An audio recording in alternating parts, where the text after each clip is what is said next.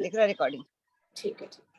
Okay, तो हम लोगों का योग दृष्टि समुच्चय में जो 8 दृष्टियों का विवेचन है, उसमें से हमने कल स्थिरा दृष्टि का कंप्लीट किया, बराबर। 5 दृष्टि का हम लोगों ने कंप्लीट किया।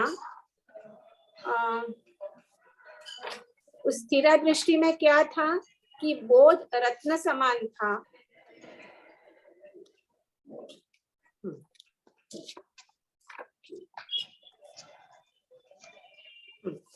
बोध रत्न के समान था।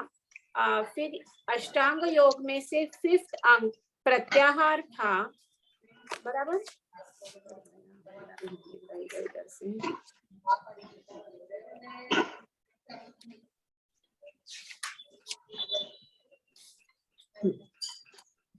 भ्रांति दोष क्या हुआ था, दूर हुआ था और सूक्ष्म बोध ये प्राप्त हुआ था। तो ऐसा हम लोगों ने स्थिरा दृष्टि, 5वीं दृष्टि लास्ट टाइम देखा, कल देखा था कि जिसमें 5वीं दृष्टि में क्या होता है, सबसे इम्पोर्टेंट यानी सम्यक दर्शन की प्राप्ति होती है। और सम्यक दर्शन की प्राप्ति होती है यानी वो अभी जीव 4th गुणस्थानक में आता है। गुणस्थानक अब हमने लोगों ने पहले समझे थे, तो आप लोगों को सबको याद होंगे वो। तो अभी हम आज देख रहे हैं 6th दृष्टि।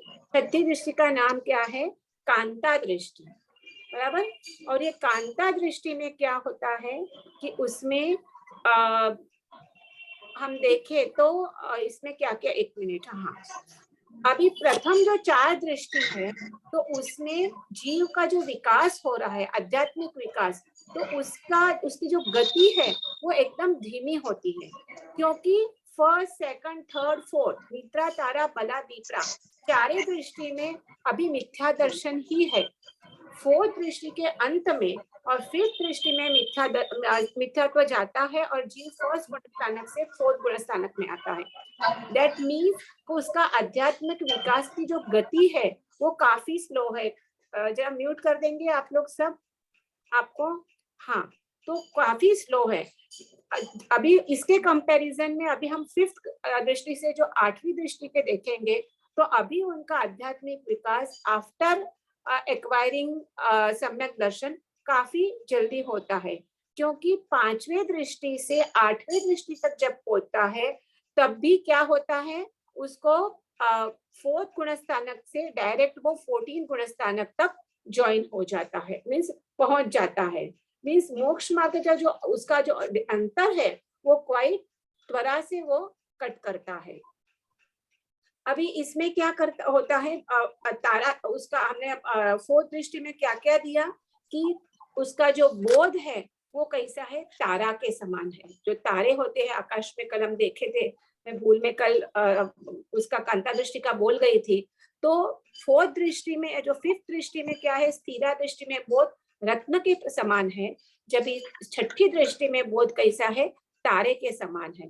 तो रत्न से भी तारा का प्रकाश काफी तेजस्वी रहता है, क्योंकि अभी उसका आध्यात्मिक विकास भी जल्दी हो रहा है। फिर इसमें क्या होता है, इसके बाद धारणा ये उनको जो अष्टांग योग का 6ठा अंग है धारणा, उसकी प्राप्ति होती है। तो ये धारणा कभी होता है, प्रत्याहार के बाद धारणा आती है। मैं वापिस एक बार अष्टांग योग बोल जाती हूँ। यम, नियम, आसन, प्राणायाम, प्रत्याहार। 5वीं दृष्टि में प्रत्याहार था। और प्रत्याहार यानी क्या कि सर्व जो पंचेंद्रिय के जो विषय है उनमें से मन को खींच के उसके अपना उपयोग एक चीज में स्थिर करना। तो वो अभी धारणा में वो क्या करते, प्रत्याहार में वो उपयोग खींच लेते हैं, और धारणा यानी उसका धारणा का पतंजलि ने जो योग सूत्र में उसका श्लोक दिया है वो मैं बोलती हूँ, आपको ख्याल आएगा। तो सब छोटे छोटे सूत्र है, जैसे कि आसन का सूत्र था स्थिरम सुखम आसनम, तो धारणा का भी छोटा सा सूत्र है, देश बंधस चित्तस्य धारणा। क्या, देश बंधस्य चित्तस्य धारणा मीन्स इधर होता है कि चित्तनो देश बंध, वही धारणा है। तो इधर देश बंध यानी क्या देशबंध यानी मन की स्थिरता।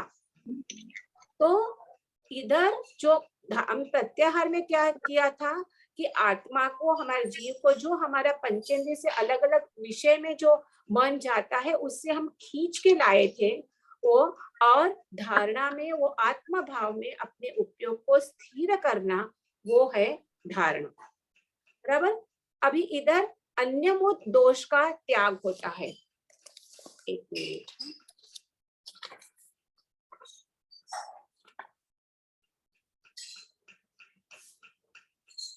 हो गया। अन्यमूत दोष का इधर त्याग होता है। अन्यमूत दोष यानी क्या कि तत्व मार्ग, योग मार्ग छोड़ के कोई पण संसारिक विषय में उसका रति होना मीन्स उसका इंटरेस्ट संसारिक विषय में जाना, उसको अन्यमूत दोष बोलते हैं, जो हमारा कंटिन्यूअस होता है। तो ये दोष का, ये छठी दृष्टि में क्या होता है, वो दोष निकल जाता है।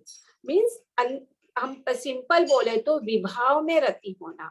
विभाव यानी क्या कि जो भी हमारे राग द्वेष मोह, उसमें हमारा मन चला जाना, कहाँ से, आत्म भाव में। क्योंकि अभी फिफ्थ गुण स्थानक है, उसकी भूमिका गुण स्थानक में, सॉरी, पांचवी दृष्टि से, स्थिरा दृष्टि से अभी उसकी भूमिका काफी हाई हो गई है। तो अभी उसका उपयोग ज्यादा और ज्यादा आत्म भाव में स्थिर हो रहा है। तो ये छठी दृष्टि में उसका उपयोग दूसरे कोई सांसारिक भाव में, क्रिया में नहीं जाता है। इसलिए छठी दृष्टि में अन्यमूत दोष नहीं रहता है।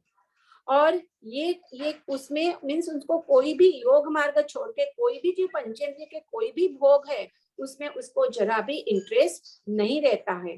कभी बाय चांस सांसारिक प्रवृत्ति करनी भी पड़े, क्योंकि अभी तक मुनि अवस्था उसने नहीं ली है, तो सांसारिक अवस्था करनी भी पड़े तो भी वो जल कमलवत रहता है।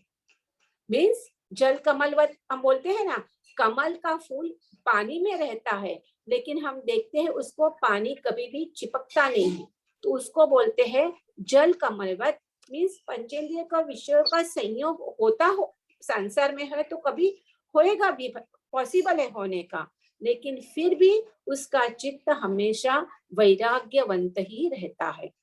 तो जो तीर्थंकर परमात्मा जन्म से ही कांता दृष्टि में होते हैं। हमको पता है कि अपने 24 तीर्थंकर से कई तीर्थंकर, ऋषभ देव भगवान हैं, महावीर स्वामी हैं, तो नेमनाथ प्रभु को तो शादी, तो उनकी क्या शादी हुई थी, बराबर है, शादी हुई थी, उनके चिल्ड्रन भी, बच्चे भी हुए थे।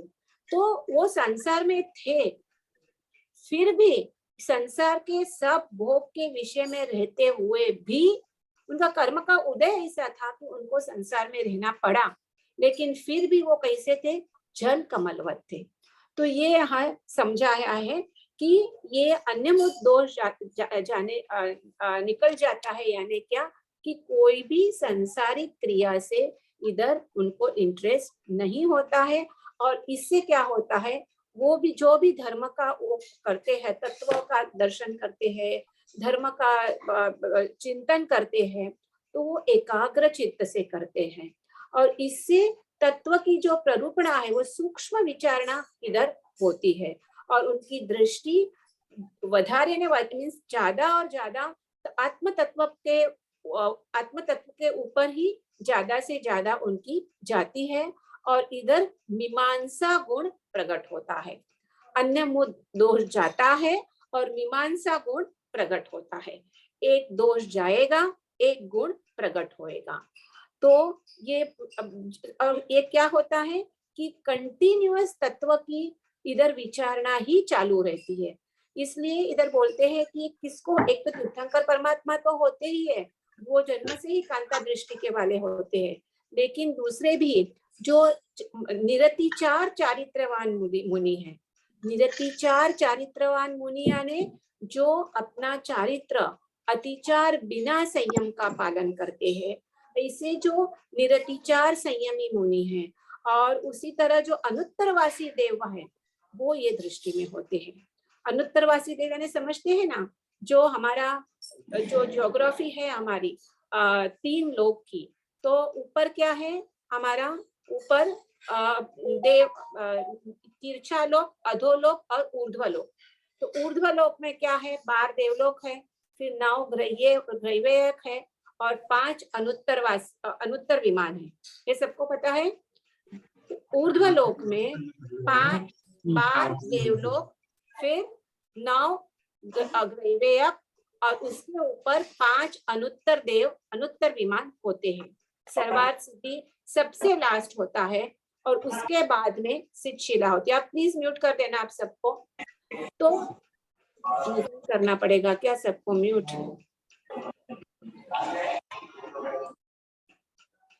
ठीक है, कर दिया मैंने। चलो, तो ये जो हमारा जो 14 राजलोक है, ये 14 राजलोक में जो ऊर्ध्वलोक में सबसे ऊपर के जो देवलोक है, जिसको हम अनुत्तर देवलोक बोलते हैं, तो वो अनुत्तरवासी देव ये छठी दृष्टि में होते हैं।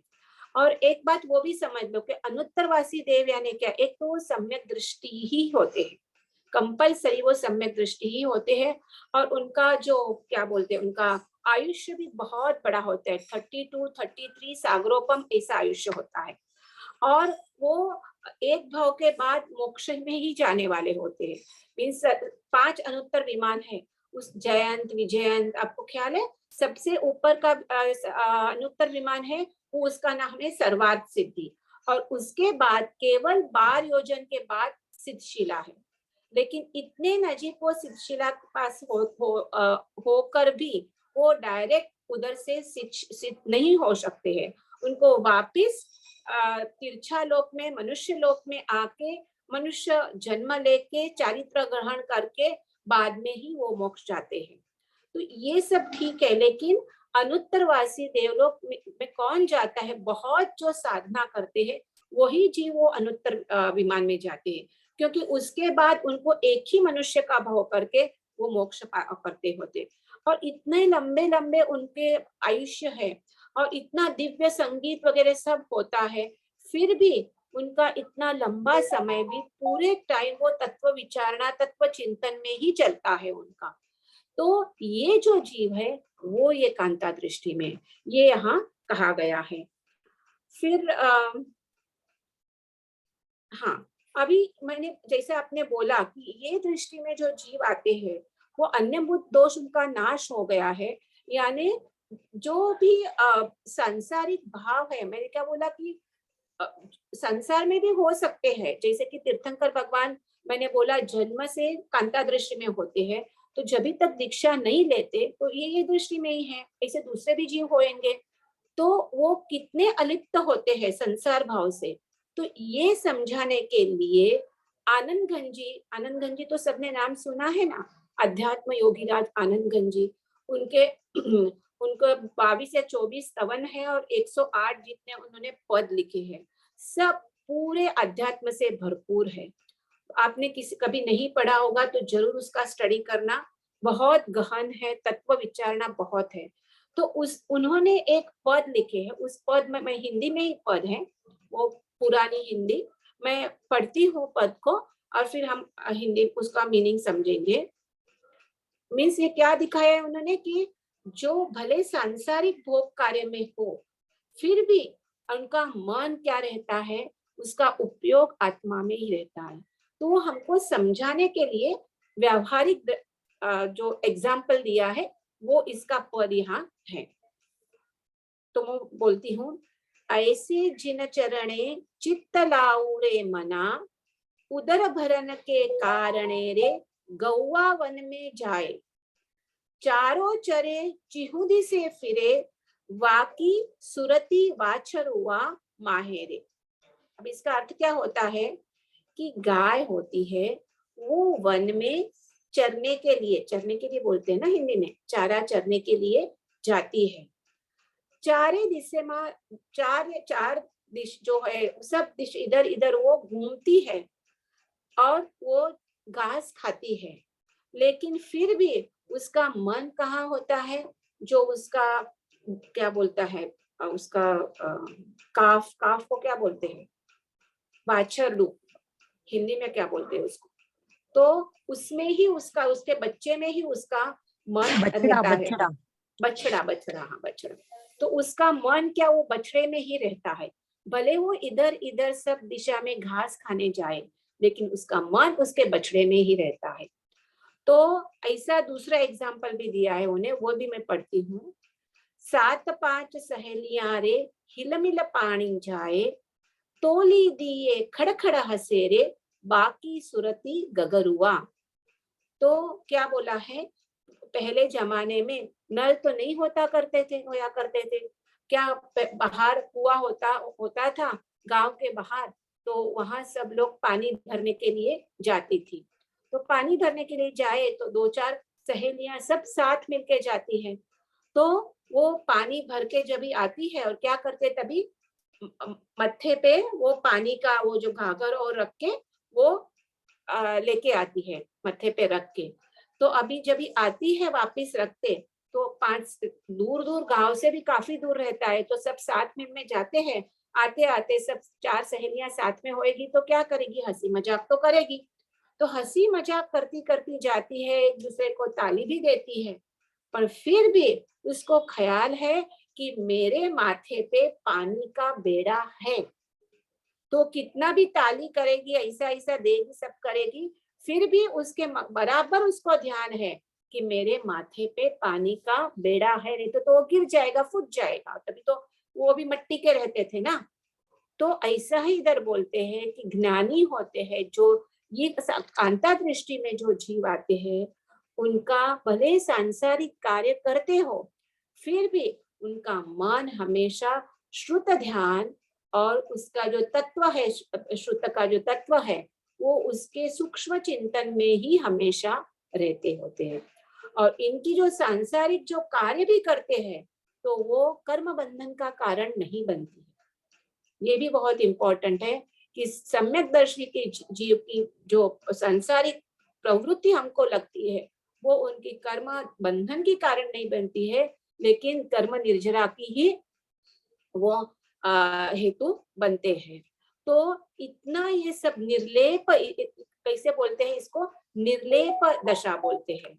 और हम वो भगवत गीता में हम जो स्थित प्रज्ञ जो बोला है, स्थित प्रज्ञ स्थिति वाले, तो ये ऐसे स्थित प्रज्ञ स्थिति वाले होते हैं कि कोई भी इष्ट प्रसंग हो कि अनिष्ट प्रसंग हो, सुख का हो कि दुख का हो, कोई भी उनको हमेशा संभाव में ही रहते हैं। ऐसे नहीं कि थोड़ा इष्ट प्रसंग अच्छा हो गया तो एकदम हैप्पी हो गए, अनिष्ट प्रसंग में एकदम दुखी हो गए, ऐसे नहीं होता है। वो हमेशा निर्लेप भाव में ही रहते हैं। तो ये हमने देखा। और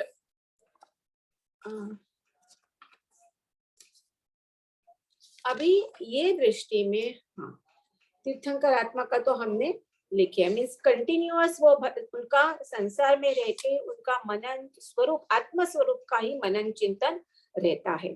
अभी ये जो ये दृष्टि में से आध्यात्मिक विकास करता करता जीव 4th गुण स्थानक से 7th गुण स्थानक तक पहुंचता है, उधर जाता है। तो अभी हम एक बार ले लेंगे वापिस। तारा जैसा उसका आत्मबोध तारा का प्रकाश जैसा होता है, अन्य मुद दोष नाश होता है, मीमांसा ही बोला ना, मीमांसा गुण की प्राप्ति होती है, और छठा धारणा नाम का योगांग इसमें होता है। तो देखो अभी से 5th दृष्टि में तो वो 4th गुण स्थानक में था, और डायरेक्ट छठी दृष्टि में 4th से वो 7th गुण स्थानक तक आ गया। मैंने बोला अभी की जो 4 दृष्टियां हैं, इसमें उसका आध्यात्मिक विकास एकदम फास्ट होता है। तो ये छठी दृष्टि कंप्लीट किया। अभी हम आएंगे 7th दृष्टि में, उसका नाम है प्रभा दृष्टि। ओके, अभी ये प्रभा दृष्टि में क्या होता है, तो प्रभा दृष्टि में सबसे पहले तो उसके सूर्य की प्रभा के जैसा बोध होता है। अभी तारा दृष्टि में क्या वैसा, कांता दृष्टि में बोध कैसा था, तारे के प्रकाश के समान होता था। अभी इसमें मैंने वापिस मैं रिपीट करती हूँ कि अभी उनका जो आत्मा का विकास एकदम फास्ट हो जाता है। तो हम कंपैरिजन करिए तो तारा से तो सूर्य का प्रकाश तो कितना प्रकाशमय होता है, पर फिर भी इतना उसका अभी आत्मा का प्रकाश है वो तारा के समान बोला गया है। और उसके प्रभाव से रोग दोष, अर्थात रोग दोष मीन्स जो हमारे अब हम आते हैं वापिस, जो राग द्वेष मोह आदि जो विकल्प रहते हैं वो विकल्प नष्ट हो जाते हैं। हमेशा शुभ ध्यान ही रहता है, मीन्स जो अभी अष्टांग योग का 7वां अंग है ध्यान, वो यहाँ होता है। और कौन से गुण की प्राप्ति होती है, तो तत्व प्रतिपत्ति अर्थात तत्व रमणता, ये गुण की इधर प्राप्ति होती है। और ये दृष्टि सत प्रवृत्ति पद देती है। अभी अब एक एक चीज हम देखते हैं।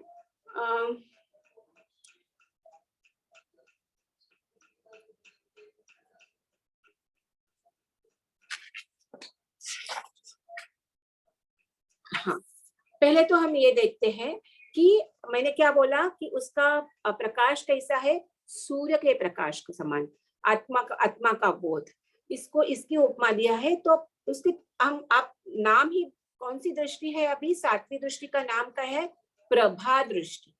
तो प्र यानी प्रकृष्ट और भा यानी तेज। तो सूर्य की प्रभा तुल्य प्रकृष्ट ज्ञान का प्रकाश यहाँ होता है। तारा दृष्टि में जो ज्ञान का प्रकाश था वो तारा के प्रकाश के समान था, उससे कई गुना ज्यादा इसमें, क्योंकि तारा से कई गुना ज्यादा सूर्य का प्रकाश होता है।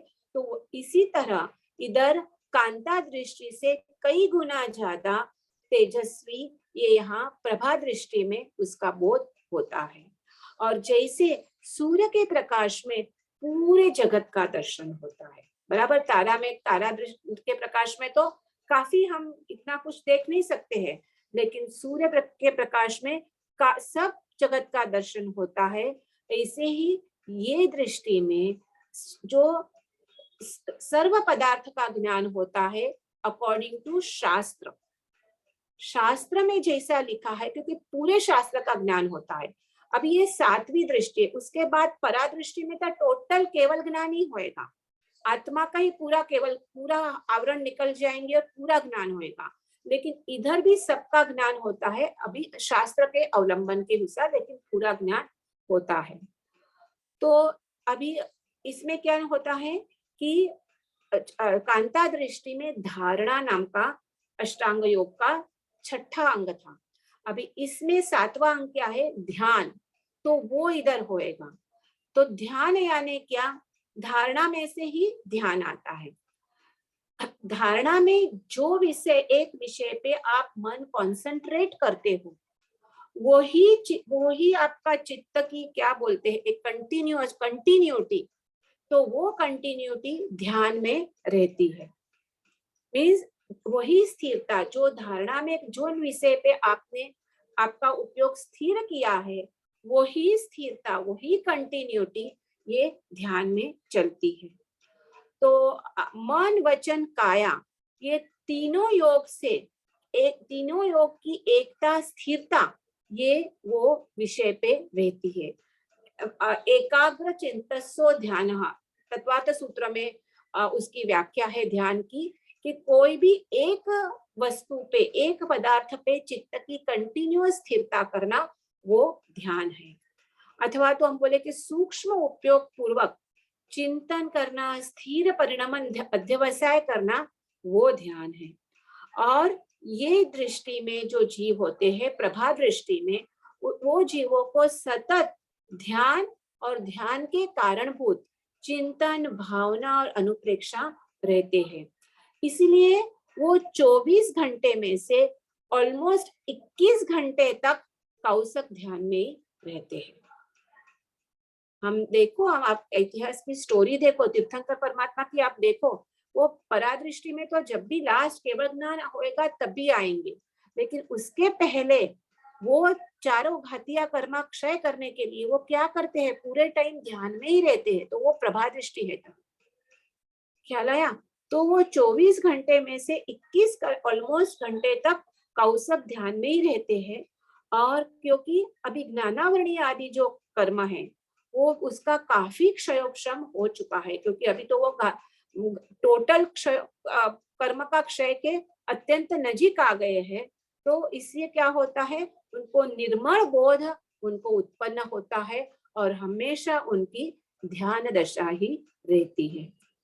और ये ध्यान के प्रभाव से उनको अपूर्व आत्मिक सुख मिलता है।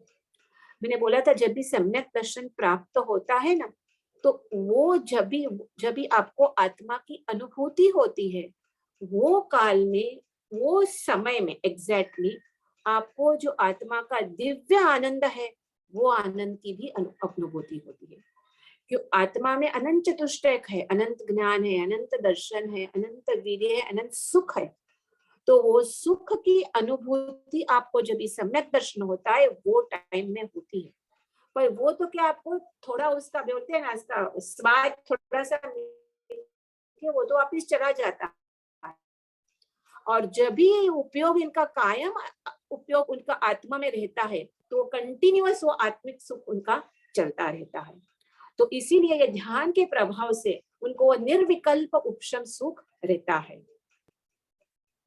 अभी एक हुआ, और ये सुख कैसे प्रकट होता है, तो भेद ज्ञान से। जो भेद ज्ञान कभी होता है, कभी करते हैं हम सम्यक दर्शन प्राप्त करते हैं, तभी ये भेद ज्ञान से ही सम्यक दर्शन प्राप्त होता है। किसका भेद ज्ञान? जड़ और चेतन का।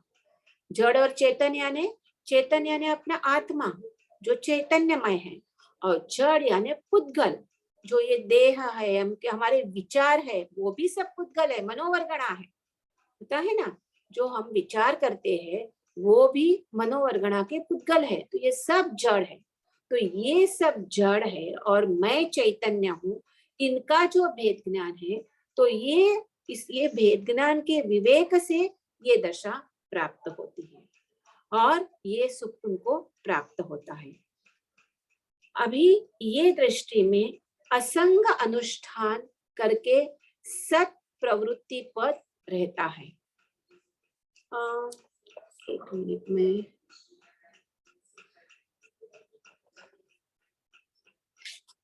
ये ले ले मीमांसा गुण एमने किया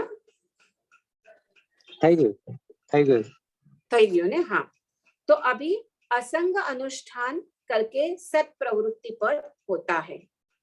तो सत प्रवृत्ति पद, तो सत मीन्स क्या कि जो तत्व का मार्ग है,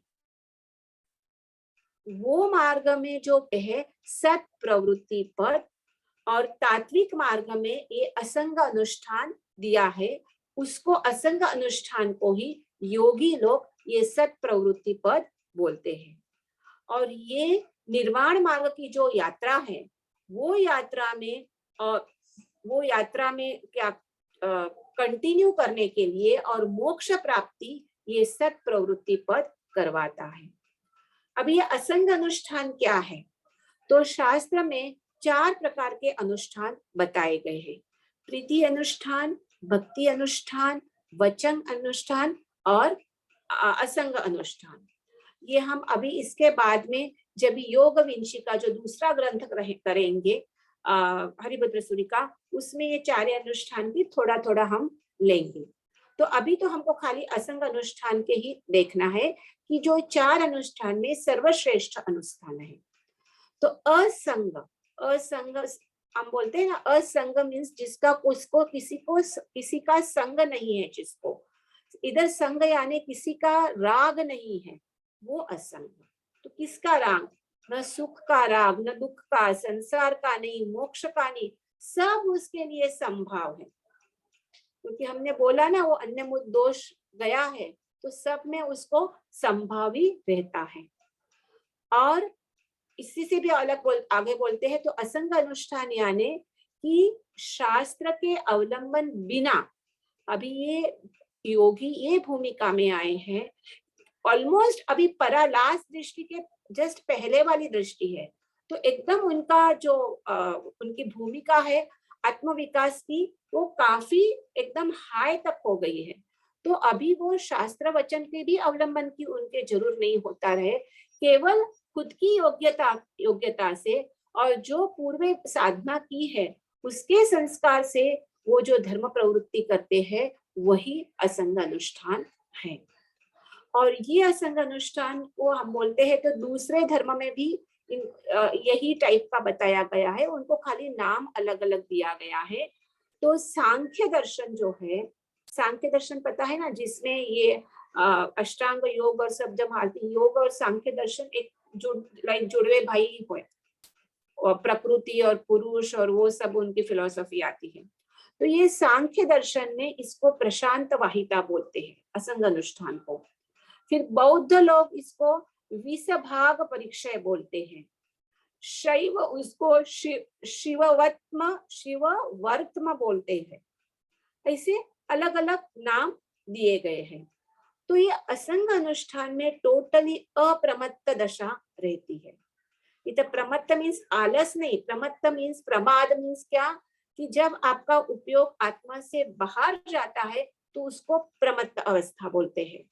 और इसकी तो कंटिन्यूअस अप्रमत्त अवस्था है, मीन्स कंटिन्यूअस उनकी उपयोग उनका आत्म स्वरूप में ही स्थिर रहता है। और ये दृष्टि में अनालंबन योग होता है। दो टाइप के योग हैं, एक आलंबन योग और एक अनालंबन योग। आलंबन मीन्स हम किसी का भी जब आलंबन लेते हैं, भगवान की प्रतिमा है, शास्त्र है, तो वो आलंबन योग बोलते हैं। और अनालंबन योग मीन्स कोई शास्त्र वचन किसी का आलंबन लिए बिना, अभी उसके आत्मा में ही इतना सामर्थ्य, इतनी योग्यता प्रकट हुई है कि उसको कोई आलंबन की जरूर ही नहीं है। तो ऐसा अनालंबन योग उसका अभी होता है। और ये अनालंबन योग से वो शीघ्रता से अभी केवल ज्ञान को प्राप्त करते हैं। तो ये ध्यान है, उसका मुख्य फल ही क्या है, तो केवल ज्ञान की प्राप्ति। तो ऐसा ये सातवीं दृष्टि है जो है प्रभा दृष्टि, कि जिसमें ध्यान अष्टांग योग है, सूर्य के प्रभा जैसा बोध है, अन्यमुत दोष नाश हुआ है, और मीमांसा गुण की प्राप्ति हुई है, असंग अनुष्ठान है जो सत प्रवृत्ति पद ये देता है, कि जिससे उनको अभी जल्दी से ही केवल ज्ञान की प्राप्ति होएगी। तो ये प्रभा दृष्टि हुई। और अभी लास्ट दृष्टि है वो है परादृष्टि। ओके, तो परादृष्टि हम देखें तो ये क्या है, आध्यात्मिक विकास की जो ये सीढ़ी दिखाई है, 8 सीढ़ियां दिखाई, तो इसमें ये अंतिम दृष्टि है। यानी इधर आध्यात्मिक विकास, जीव का आध्यात्मिक विकास अभी पूर्ण होता है, लास्ट सीढ़ी है। तो इसको हम बोलते हैं, एक मिनट, कि परादृष्टि। नाम आप देखें ना, एक एक दृष्टि का नाम भी हरिभद्र सूरी ने अप्रोप्रिएट दिया है। परा यानी क्या, श्रेष्ठ, और दृष्टि यानी इधर रत्नत्रयी का बोध, सद्बोध, सद्बोध यानी रत्नत्रयी। रत्नत्रयी तो पता है ना, सम्यक दर्शन, ज्ञान, चारित्र, उसी को ही रत्नत्रयी बोलते हैं। तो उसका बोध वो है इधर दृष्टि यानी बोध। तो कैसा है इधर, परा यानी श्रेष्ठ दृष्टि है ये। और हम बोल सकते हैं इसका दूसरी तरफ से नाम हम बोल सकते हैं कि परा मीन्स क्या, कि इसके पर कोई नहीं है, ऐसा भी हम उसका अर्थ ले सकते हैं। बोलते ना फाइनल, इसके पर एना ऊपर हवे काई नहीं, because this is the last दृष्टि। जो परम है वो सर्वोत्कृष्ट है, सबसे ऊंची है और सबसे लास्ट है, इसीलिए उसको परा कहा है। तो वो ऐसे भी हम बोल सकते हैं।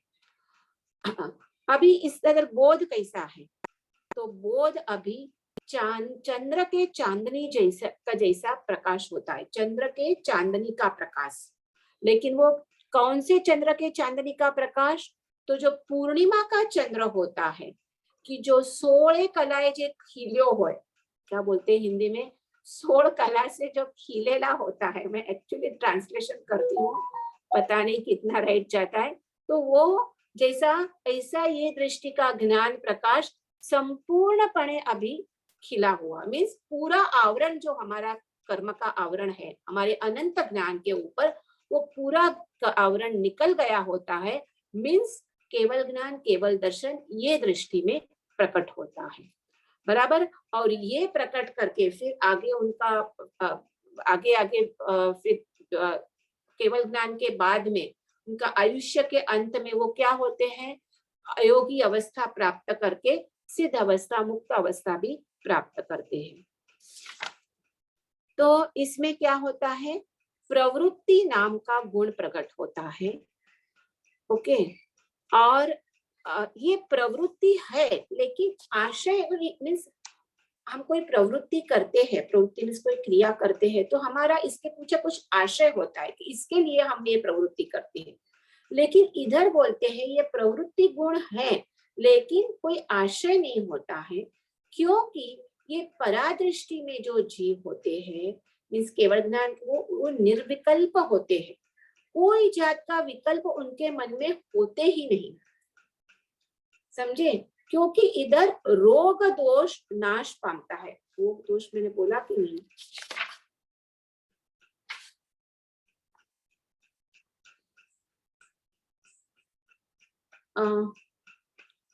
एक मिनट, આગળની દ્રષ્ટિમાં આવ્યો હતો, हाँ આગળની દ્રષ્ટિમાં આવી ગયો રોગ દોષ, પ્રભામાં, हाँ सॉरी, रोग दोष उसमें आ गया प्रभा दृष्टि में। और उधर रोग दोष यानी क्या, मैंने बीजू को नहीं बोली, रोग दोष यानी मैंने बोला ना कि राग द्वेष मोह, ये जो हमारे रोग है जो आत्मा के, वो रोग इधर कंप्लीट नाश हुए होते हैं प्रभा दृष्टि में। और इधर हाँ आसंग दोष, बराबर, ये दोष नाश होता है। ठीक है, हम एक के बाद में एक लेते हैं।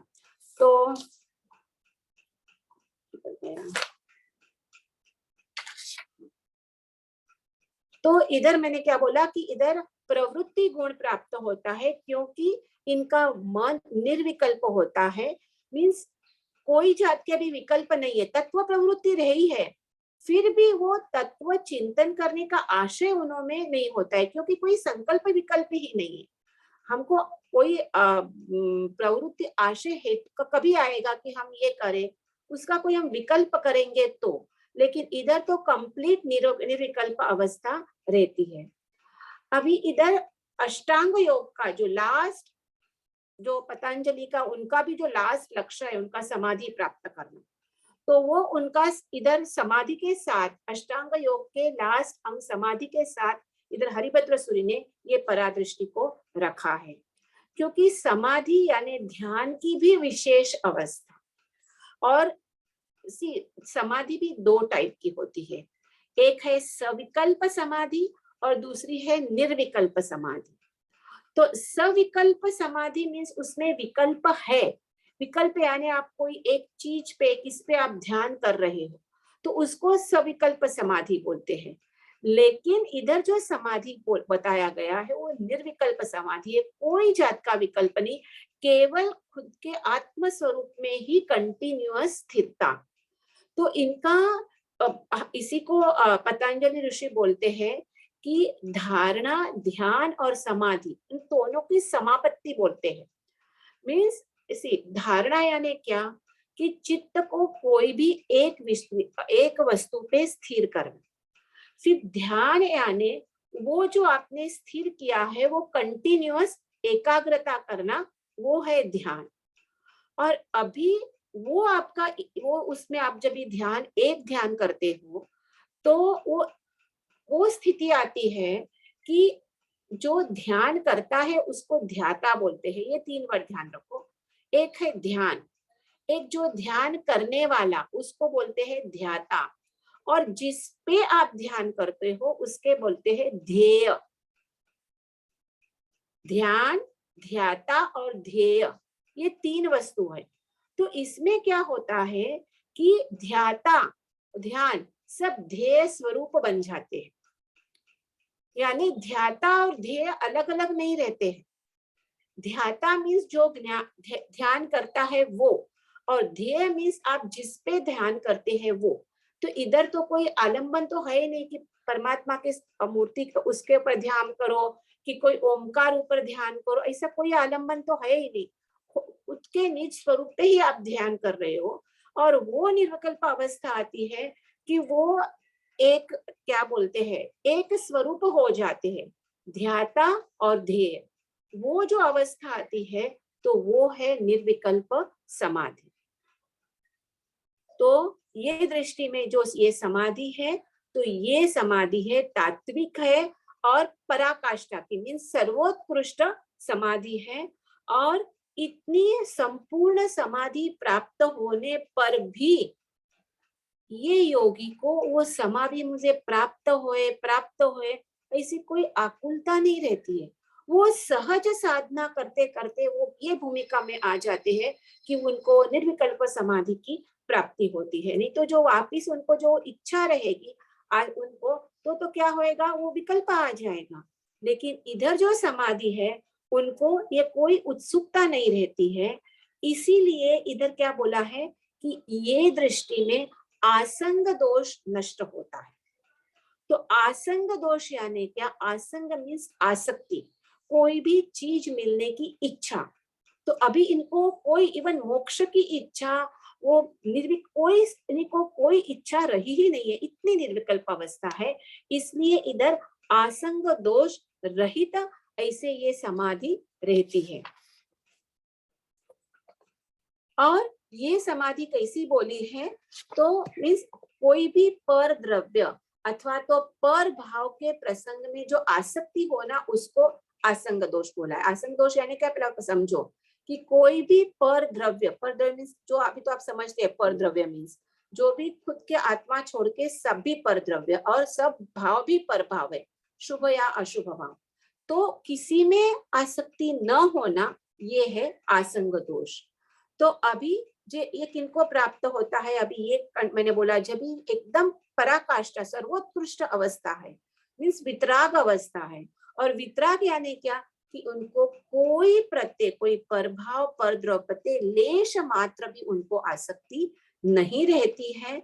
तो ये आसंग दोष रहित ये समाधि होती है, और चंदन गंध न्याय से प्रवृत्ति उनकी होती रहती है।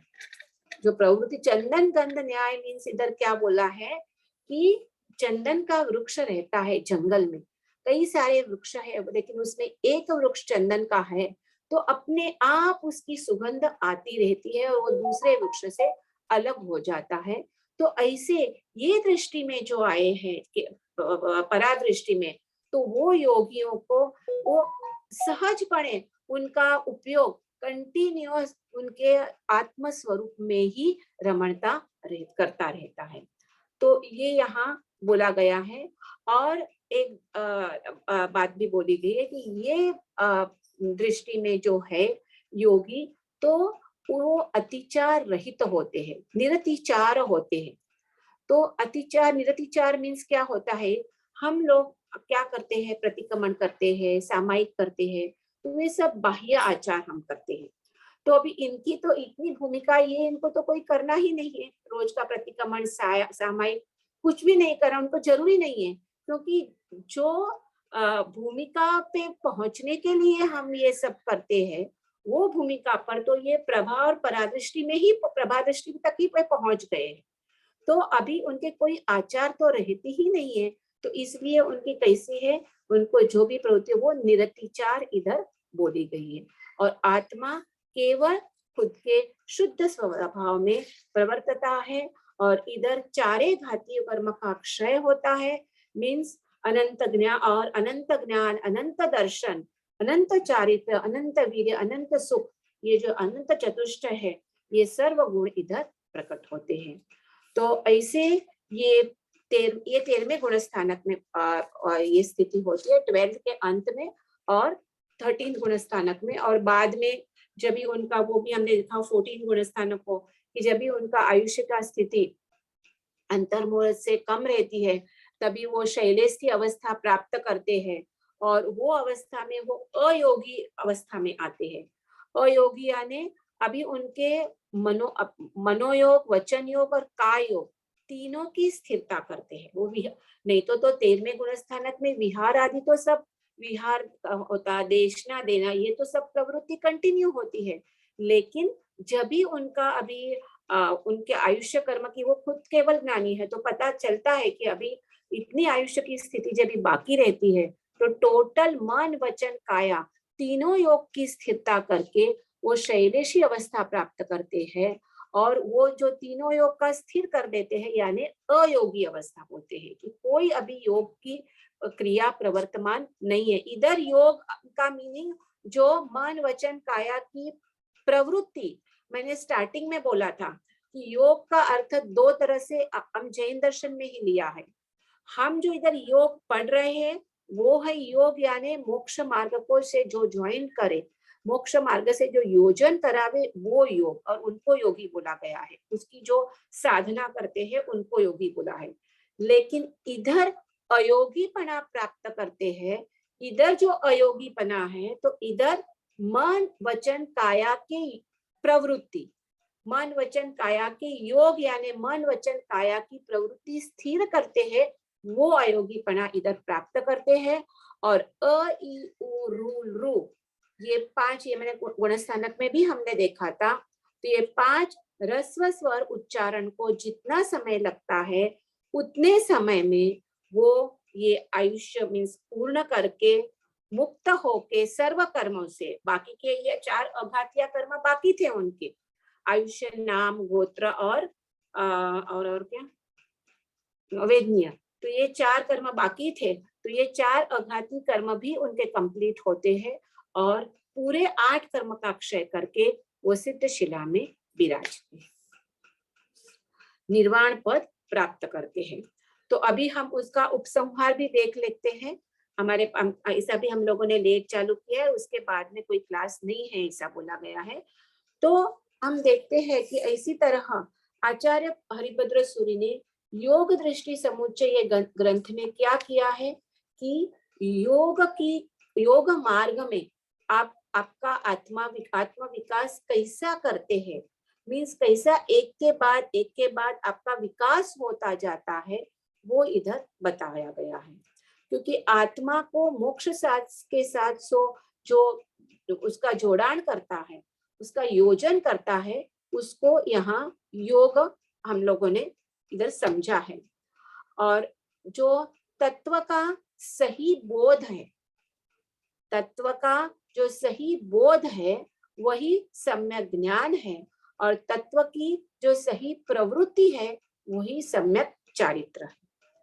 तो ये तत्व के जो बोध, सही बोध है, उसके अनुसार जीवन में जो हम आचरण करें तो आत्मा मोक्ष प्राप्त कर सकता है। इसलिए इधर क्या हमने स्टार्टिंग में जब भी देखा था तभी हमने देखा था कि मोक्ष का मूलभूत कारण क्या है, जो हमने बोला था सम्यक बोध, और उसको यहाँ दृष्टि नाम दिया गया है।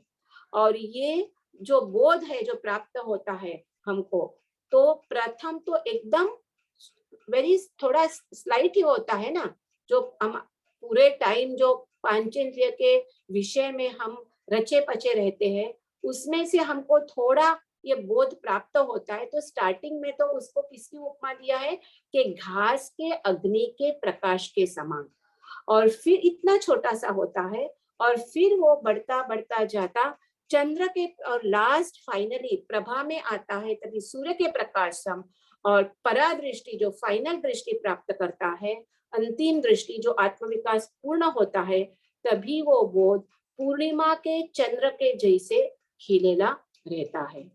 तो ऐसे ये बोध को 8 उसके क्या बोलते हैं 8 विभाग करके वो उसको दृष्टि नाम देके 8 दृष्टि के इसमें उसको पूरा समझाया गया है। और ये 8 दृष्टि को इन्होंने 14 गुणस्थानक के हिसाब से भी समझाया है कि प्रथम 4 दृष्टि में पहला ही गुणस्थानक मिथ्यात्व गुणस्थानक ही रहता है। 5th दृष्टि में स्थिरा दृष्टि में वो 4था गुणस्थानक प्राप्त होता है, और उसके बाद जो गुणस्थानक है वो काफी तेजी से आगे बढ़ता हुआ वो जो जब परादृष्टि में आता है तो 13वां गुणस्थानक और 13वां गुणस्थानक में केवल ज्ञान केवल दर्शन प्राप्त करके 14वें में मुक्ति प्राप्त करता है। तो ऐसी ये पूरी यात्रा योग दृष्टि समुच्चय में बहुत अच्छी सुंदर तरीके से आचार्य हरिभद्र सूरि ने बताया है। अभी हम देखते हैं तो अनादि काल से, ऐसा नहीं कि जीव धर्म तो इतना अनादि काल से हम चौरास बोलते हैं कि चारे गति में हर एक गति हमने की है, तो धर्म भी तो किया होगा ना। ऐसा तो नहीं है खाली पापी करते जा रहे, जैसे अभी भी हम पूजा प्रतिक्रमण सब करते हैं तो तभी भी किया होगा, पर हमको जो सम्यक दर्शन प्राप्त करना है वो प्राप्त नहीं हुआ। वो धर्म के फल से हमको कई बार देवलोक प्राप्त हुआ है, परंतु क्यों ये धर्म सम्यक दर्शन प्राप्त नहीं होता है? क्योंकि ये जो हमने दोष देखे ना, कितने प्रकार के खेद दोष, उद्वेग दोष, क्षेप, वो धर्म करते हुए भी वो दोष हमारे में पड़े थे, और इससे वो जो गुण की प्राप्ति, अद्वेष, जिज्ञासा, वो गुण की प्राप्ति हमको नहीं हुई थी। और इसीलिए हम जो एक्चुअली जो प्रॉपर सही तरीके से जो धर्म का आचरण करना चाहिए, सही तरीका यानी आत्म लक्ष्य से, शुद्ध आत्म स्वरूप की प्राप्ति, ये लक्ष्य से जो धर्म की जो भी क्रिया करते हैं वो नहीं होती है, इसीलिए वो हमको सम्यक दर्शन प्राप्त करने में सहायक नहीं हुआ है। मीन्स अभी इधर हम योग की भाषा में बोले तो वो धर्म योग रूप नहीं होता है। तो ऐसा जो हम धर्म करनी करते हैं कि जो हम पुण्य बंध के निमित्त से करते हैं कि हम ये करेंगे तो हमको ये लाभ होएगा, तो उसको यहाँ ओघ दृष्टि बोला है। योग दृष्टि, हमने ओघ दृष्टि और योग दृष्टि भी समझा था। तो ये भी जीव धर्म श्रद्धालु होते हैं, शास्त्र ज्ञान भी होता है, पर जो तत्व का बोध होता है चाहिए कि जो आत्मा का स्वरूप है, जो जड़ और चेतन का भेद ज्ञान है, वो भेद ज्ञान, वो तत्व का स्वरूप वो नहीं होता है। इसीलिए जो तात्विक धर्म है वो प्राप्त नहीं कर सकते हैं, और इसीलिए वो जो एक्चुअली जो मोक्ष मार्ग है उसमें उनकी प्रगति नहीं होती है, और वही हम संसार चक्र में अनादि काल से एक गति में से दूसरे गति में जाते रहते हैं। और दूसरा भी एक कारण होता है, ये जब भी तक हमको आत्मलक्ष्य नहीं रहता है तभी तक एक बाजू हम धर्म भी करते हैं और दूसरे बाजू में संसार के जो पंचेंद्रिय के सुख होते हैं उसमें भी हमको इंटरेस्ट रहता है। वो कभी जाएगा जो पौद्गलिक इंटरेस्ट, कि जब भी हमको ये श्रद्धा होएगी कि ये जो हम सुख मान रहे हैं पंचेंद्रिय को विषय में, वो सुख नहीं है, वो सुखाभास है, अंतिम में वो दुख ही देने वाला है। एक्चुअली जो सुख किसको बोलते हैं, वो जो कायम टिकने वाला है, जो शाश्वत है, वो खरा सुख है। और वो शाश्वत सुख किसमें है? आत्मा में ही है। और आत्मा का स्वरूप ही ऐसा है अपना कि उसमें अनंत सुख है, लेकिन हमारी नजर ही वो बाजू नहीं गई है। तो अभी हमको जो धर्म करनी है वो आत्म स्वरूप को लक्ष्य में रख से जो धर्म करते हैं, तो क्या होता है, वो सम्यक श्रद्धा पूर्वक की धर्म करनी होती है। सम्यक श्रद्धा पूर्वक का वो ज्ञान होता है, और वही सम्यक ज्ञान कहलाता है। और वही वो हिसाब से जो हम आचरण करते हैं तो वही सम्यक चारित्र कहलाता है। तो इसी तरह से ये जो हम 8 दृष्टि बोलते हैं, तो ये रत्नत्रय बोलते हैं, सम्यक दर्शन, सम्यक ज्ञान, सम्यक चारित्र, उसी का विकास बताया गया है।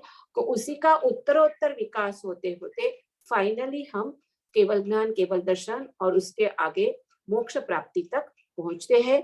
तो ये लास्ट दृष्टि, परा दृष्टि में जीव मोक्ष प्राप्ति करता है।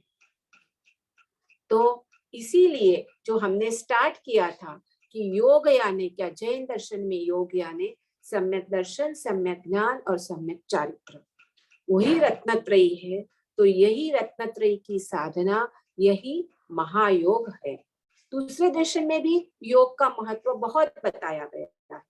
जो पतंजलि में भी जो अष्टांग योग है, उनका भी फाइनल गोल समाधि ही, सविकल्प समाधि और निर्विकल्प समाधि ही प्राप्त करना है। तो इधर हमारे जैन दर्शन में ये सम्यक दर्शन, सम्यक ज्ञान और सम्यक चारित्र, ये रत्नत्रय की साधना, यही महायोग है। और इसकी साधना करके अनंत अनंत जीव है, उन्होंने आत्माएं, उन्होंने मोक्ष प्राप्ति की है। और इसीलिए हमको भी गीतार्थ ज्ञानी पुरुषों ने हमको भी यही मोक्ष प्राप्ति का मार्ग बताया है कि हम संसार चक्र में जो हम घूम रहे हैं तो उसी में से हमको क्या हो, हमारी मुक्ति होके हम भी मोक्ष प्राप्ति करें योग मार्ग की आराधना करके। तो यहाँ हमने योग दृष्टि समुच्चय कंप्लीट किया। जिनात्मा ने तो कुछ बोलाया हो तो मिच्छामि दुक्कडम। और अभी नेक्स्ट टाइम से मैं सोच रही हूँ कि योग विंशी का जो दूसरा ग्रंथ है वो हम स्टार्ट करेंगे। ऐसा देखा जाए तो 20 ही श्लोक है, लेकिन काफी उनमें डिटेल है। लेकिन मैं बोल रही थी कि मैं आपको रिकॉर्डिंग करके भेजूंगी, लेकिन पता नहीं ये बराबर आपको वो होएगा कि नहीं तो ऐसे कर बुधवार को वो ही लेते हैं, डायरेक्ट हम गुरुवार को ही मिले। हाँ, आई थिंक बेटर है।